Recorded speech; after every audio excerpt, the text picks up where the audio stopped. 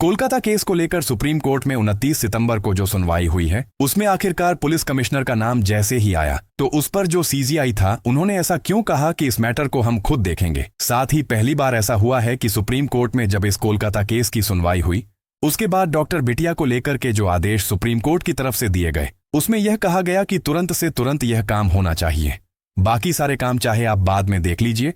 साथियों, supreme court में आज बहुत कुछ ऐसा हुआ है जिनकी उम्मीद लोग बहुत पहले से लगा करके बैठे थे और शायद कुछ लोगों का यह कहना है कि यह सारी बातें सुप्रीम कोर्ट में बहुत पहले ही हो जानी चाहिए थी। लेकिन खैर, कहावत है कि देर आए और दुरुस्त आए, और जिस तरह से 29 अगस्त की सुनवाई हुई है उस पर ही आज हम बात करेंगे कि आखिरकार वकीलों में लड़ाई क्यों हो गई और साथ ही डॉक्टर बिटिया को लेकर के क्या क्या दिशा निर्देश दिए गए हैं। साथियों, इससे पहले अपने इस छोटे से प्यारे से चैनल को सब्सक्राइब करके वीडियो को लाइक कर दें और दोस्तों के साथ शेयर जरूर करें जिससे डॉक्टर बिटिया को जल्द से जल्द इंसाफ मिले। साथियों, 29 अगस्त को जो सुनवाई हुई है हम सबसे पहले उसके बारे में बताएंगे कि सुप्रीम कोर्ट में क्या कहा गया है। साथियों, 3 जजों की बेंच के सामने सुनवाई होनी थी। 2 बजे के आसपास मीडिया में यह खबर थी कि 2 बजे सुनवाई होगी, लेकिन सुनवाई शुरू होती है 4 बजे के बाद। DY चंद्रचूड़ जो स्वयं CGI है और JB पारदीवाला और मनोज मिश्रा जो 2 जज हैं, उनकी बेंच 3 जजों की बेंच बैठती है और सुनवाई जैसे ही शुरू होती है जो डॉक्टर बिटिया के परिवार की ओर से वकील हैं उनका नाम वृंदा ग्रोवर है। साथियों, वृंदा ग्रोवर वह ये कहते हैं कि जज साहब, आपने आदेश तो दिया था कि सोशल मीडिया वीडियो ऑन से फोटोज हट जाने चाहिए थे, लेकिन फोटोज हटे नहीं और बकायदा कल एक मूवी रिलीज की तैयारी हो रही है। जब जज साहब ये सुनते हैं तो चौंक जाते हैं। वह कहते हैं अगर मूवी पे आपको रोक लगानी है तो आप लीगल स्टेप पे जाइए और बाकी जो फोटोज वगैरह हैं उसके लिए एक नोडल ऑफिसर की नियुक्ति होगी और वह सारे फोटोज और नाम जहां भी हैं जिसने भी टैग किए हैं। साथियों, में यूट्यूब एवं सोशल मीडिया करो फिर भी एवं मैं अन्य दर्शकों को भी बता देना चाहता हूं कि जो कमेंट में बाकायदा नाम लिख रहे हैं उस डॉक्टर बिटिया का नाम ना लिखें हैं। CGI ने बाकायदा यह आदेश दिया है कि वह नाम और फोटोज दोनों हटाए जाने चाहिए। इसके बाद दोस्तों आते हैं हम लोग CBI की रिपोर्ट पर, जो CBI ने वोट दाखिल की, जो कोलकाता पुलिस कमिश्नर का जिक्र किया। कोलकाता पुलिस कमिश्नर जो विनीत गोयल थे, उस वक्त उनका जब नाम सामने आया, जब यह बताया गया बाकायदा कोर्ट में कि विनीत गोयल पे तो कोई FIR ही नहीं हुई, और यह बात एक वकील ने कही कि विनीत गोयल का नाम FIR में होना चाहिए था क्योंकि उन्होंने नाम रिवील किया था उस लड़की का।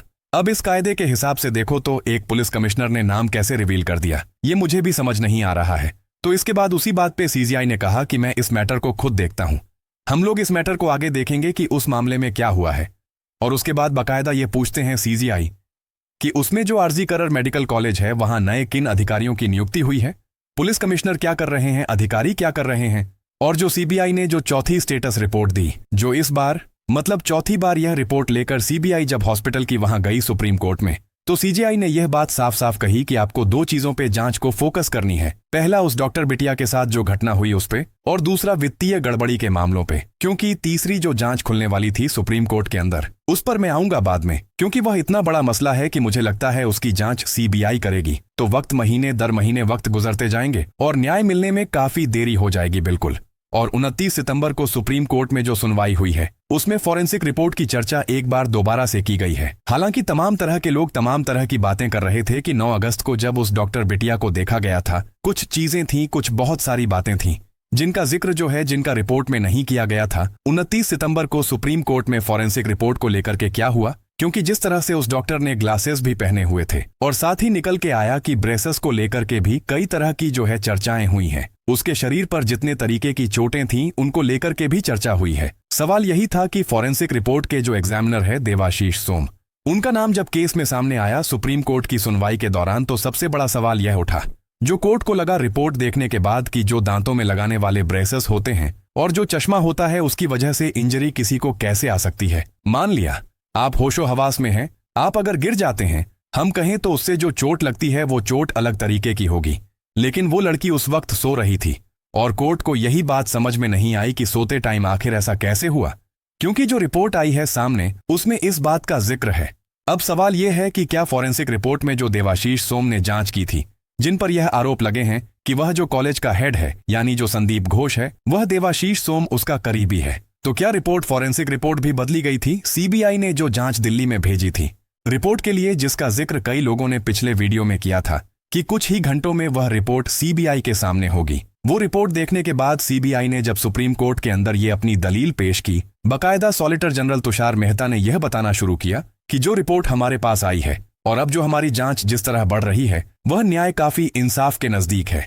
हम लोग सच का पता लगाने के नजदीक हैं। तो उस वक्त यह सवाल फॉरेंसिक रिपोर्ट पर उठ रहे थे और उसके बाद यह पता चला है कि सीबीआई अपनी जांच अपने तरीके से करेगी और उसको अभी और वक्त दिया जाएगा। यह बात सीजीआई ने फिर से कही। बीते दिनों हमने कोलकाता के जो नए पुलिस कमिश्नर जिनको नियुक्त किया गया है उनको भी देखा गया था कि उन्होंने अर्जिकल मेडिकल कॉलेज का दौरा किया था। यही नहीं, वो सेमिनार हॉल के अंदर भी गए थे, जिसके बाद तमाम तरह की बातें थी कि आखिरकार उन्होंने ऐसा क्या देखा वहां पे। जिसके बाद जो नए पुलिस कमिश्नर है मनोज वर्मा जिनका नाम है, उन्होंने कई पुलिस कर्मियों के साथ बैठकर जो है मीटिंग भी की थी। इसकी चर्चा भी सुप्रीम कोर्ट में उठी है। जो नए पुलिस कमिश्नर हैं वह बराबर अर्जिकर मेडिकल कॉलेज जा रहे हैं, क्योंकि मेडिकल कॉलेज की सुरक्षा का जिम्मा भी एक बहुत बड़ा है। भले ही वहां पे पैरामिलिट्री फोर्स की तैनाती हो गई है, अर्धसैनिक बलों की, लेकिन जो नए पुलिस कमिश्नर हैं वह आज नहीं, लेकिन सुनवाई से ठीक एक दिन पहले यानी रविवार को वहां गए थे। और जब इस तरीके की बात होगी, जब वहां की कानून व्यवस्था पर सवाल उठेंगे, तो पुलिस कमिश्नर ही नहीं, तमाम लोगों का जिक्र होगा,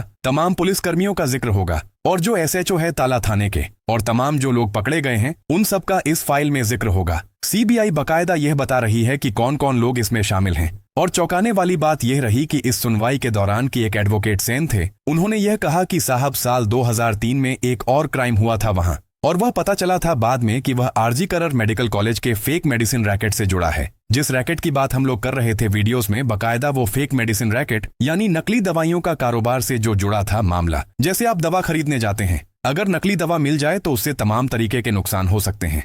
उससे जुड़ा मसला जब इन्होंने उठाया तो एसएसजी तुषार मेहता ने बकायदा यह कहा कि आपके पास अगर कोई रिपोर्ट है तो आप सीबीआई को दे दीजिए, सीबीआई उसकी जांच करेगी। लेकिन उसी बीच सीजीआई ने यह कहा कि अब सीबीआई को सिर्फ दो ही चीजों पे फोकस करना है। पहला उस डॉक्टर बटिया के साथ क्या हुआ, और दूसरा यह कि वहां वित्तीय गड़बड़ी उस कॉलेज में कितनी हुई है। इन दोनों पे फोकस करने के दौरान अगर कोई नेक्सस आपको मिलता है, आप उसकी जांच कीजिए। लेकिन अगर नेक्सस के जाल में जांच की जांच अगर फंसेगी तो यह जांच लंबा चलेगा। जो बात मैंने पहले बताई शायद इसीलिए सीजीआई ने यह कहा कि आप इन दोनों मामलों की जांच जिस तरीके से कर रहे हैं वह कीजिए, और नेक्सस की जांच अलग तरीके से होनी चाहिए। यानी कि आप यह समझिए कि यह तीनों मामले अलग अलग हो गए। ईडी की एंट्री हो गई, सीबीआई की एंट्री हो गई, और अगर नेक्सस की जांच होगी तो वह अलग मसला हो जाएगा। तो जो सुप्रीम कोर्ट में सुनवाई हुई है वो यह बता रहा है कि जो सीजेआई है और जो 3 जजों की बेंच है उनका पूरा ध्यान डॉक्टर बिटिया को इंसाफ मिले इस बात पे है, और जिन लोगों ने यह किया है उनको सख्त से सख्त सजा मिले। सीबीआई सच को उजागर करें। यही बात तो जनता भी चाहती, यही बात तो वो लोग भी चाहते हैं जो बकायदा कई महीनों से जिस 9 अगस्त के बाद से यह बात कर रहे हैं कि उन लोगों की भूमिका की जांच की जाए जो इसमें शामिल थे और उनको सजा दी जाए। क्योंकि इन सब केस में कहीं ना कहीं जो है संजय रॉय, संदीप घोष हो गए, इन सब का नाम थोड़ा सा धुंधला होता जा रहा था, क्योंकि तमाम तरह की चीजों की एंट्री कोलकाता केस में हो चुकी थी। जब से ईडी की एंट्री इस कोलकाता केस में हुई, इस केस का जो रुख है वो मुड़ गया था। लेकिन सवाल जो हमारे दर्शक भी आज तक पूछते रहते हैं कि आखिरकार डॉ बिटिया को इंसाफ कब मिलेगा, तो मुझे लगता है कि इस पूरे सुनवाई का जो एक कंक्लूजन बाहर निकल के आया वो यही था कि सबसे पहले सीबीआई के हाथ में जो जांच है उस जांच को पूरी होने दीजिए। के और सीबीआई को भी यह निर्देश दिए गए हैं कि आप उस डॉक्टर बिटिया को इंसाफ दिलाने में ध्यान दीजिए, न कि ईडी पे ध्यान दीजिए या जितनी भी फाइनेंशियल तरह की चीजें हैं उन पर दीजिए। और सबसे पहले ध्यान अर्जिकल मेडिकल कॉलेज के अंदर कितने तरह की गड़बड़ियां कब से हो रही थी, और दूसरा उस डॉक्टर के साथ 8 और 9 अगस्त को क्या हुआ था। ये 2 पॉइंट्स हैं जो सीबीआई को जो है अब जांच करने हैं, आगे की जांच से आरोपियों के नाम निकालने हैं।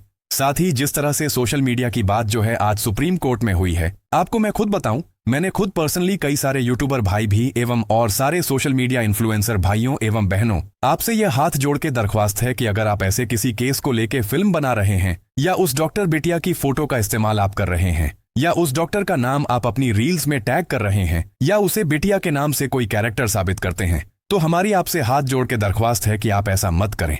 क्योंकि देखिए, तमाम तरह की 29 सितंबर को जो मैं आपको पीड़िता के माँ बाप की तरफ से अगर मैं आपको बोलूं तो उनका भी यही बयान है कि हम बार बार इस तरह की चीजें अपने आंखों के सामने सोशल मीडिया में देखते हैं और हमें दुख होता है। इसीलिए आज सुप्रीम कोर्ट में जो है उस डॉक्टर की फोटो से लेकर तमाम तरह की जो उसकी आइडेंटिटी हर जगह है उसे हटाने के निर्देश दिए गए, और साथ ही यह भी कहा गया कि जो भी इस तरह के फिल्म बना रहा है या रील्स बना रहा है या शॉर्ट वीडियो बना रहा है उसको बनाना तुरंत बंद करें।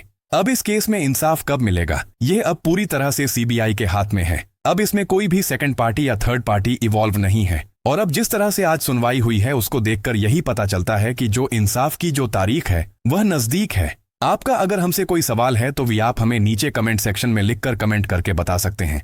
और इसी तरह की क्राइम रिपोर्ट के लिए अपने इस प्यार से छोटे से चैनल को सब्सक्राइब करके वीडियो को लाइक कर दें और इस जानकारी को अपने दोस्तों तक शेयर करें। साथ ही इस वीडियो की सत्यता की गारंटी हम या हमारा चैनल नहीं देता है। यह वीडियो केवल कोर्ट की दलीलों के आधार पर बनाई गई है। कृपया कोर्ट की दलीलों को अच्छी तरह से सोशल मीडिया में देख सकते हैं। कृपया इस वीडियो में किसी की भावनाओं को ठेस पहुंचाने का उद्देश्य नहीं है। साथियों, मिलते हैं नेक्स्ट वीडियो में। तब तक के लिए जय हिंद, जय भारत, वंदे मातरम।